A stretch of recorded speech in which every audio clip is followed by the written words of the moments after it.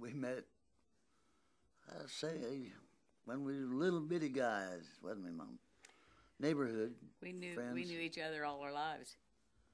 I think I knew who she was because she rode by on a horse one time, and I out in the field working, and I waved at her, but she wouldn't wave back. So I didn't impress her anyhow. She was sitting over here on the side of the playground, and they was playing softball. I had a softball. I rolled it over to her, and she rolled it back to me. Well, the Bluegrass Community Center that used to be over here used to hold skating, and it held square dances too, and we met at a square dance. But we also came back to square dance there and to do some skating. We went to Lamy's Grove, the local dance pavilion.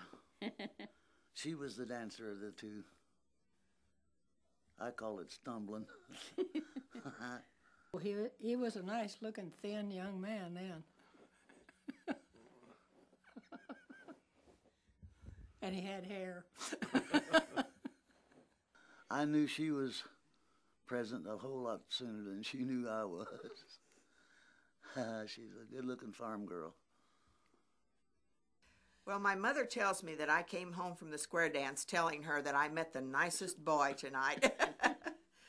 So I was pretty impressed right to start with. And I went with her for about 6 months. My mother asked me, says, "Have you kissed her?" I says, "No."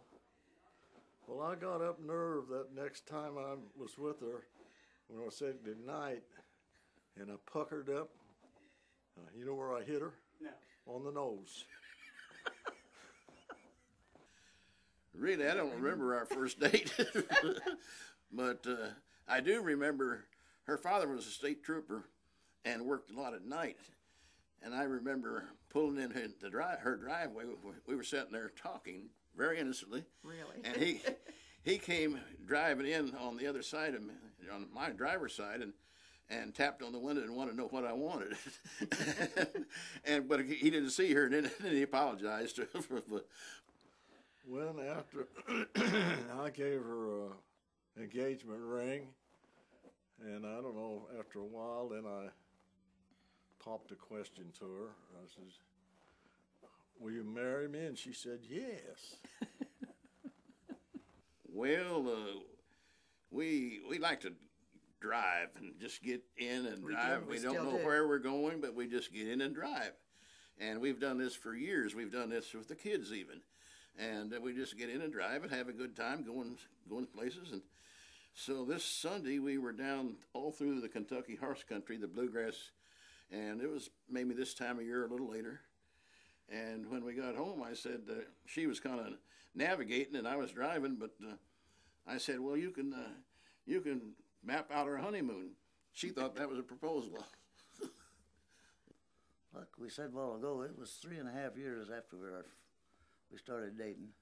Mm-hmm.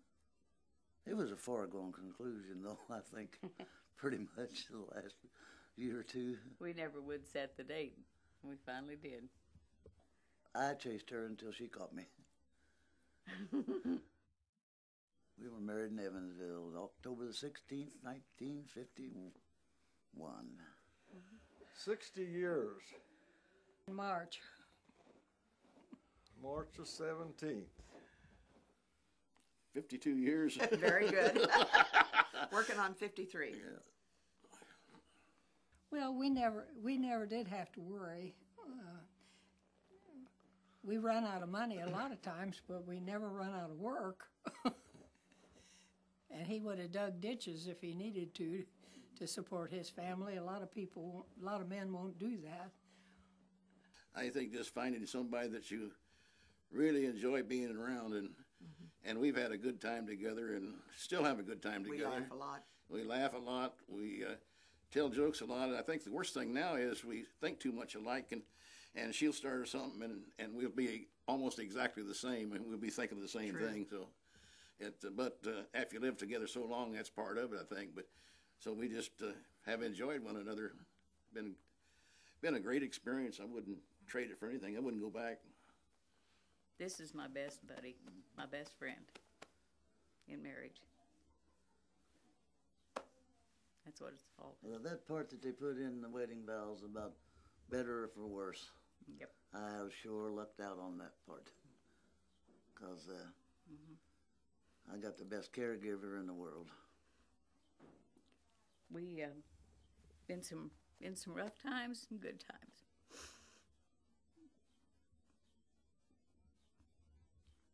Well, I was sick for a year when the boys were 2 and 4, about the time we started coming here to church. And he took care of me, and he cooked, and he cleaned, and he washed diapers and everything else. Did everything we needed done. First of all, I suppose finding someone that you truly like, that's a friend that you can talk to, and I think it's important that you talk, and we still do. The main thing you need is to be loved. If you don't have love in anything, it doesn't work.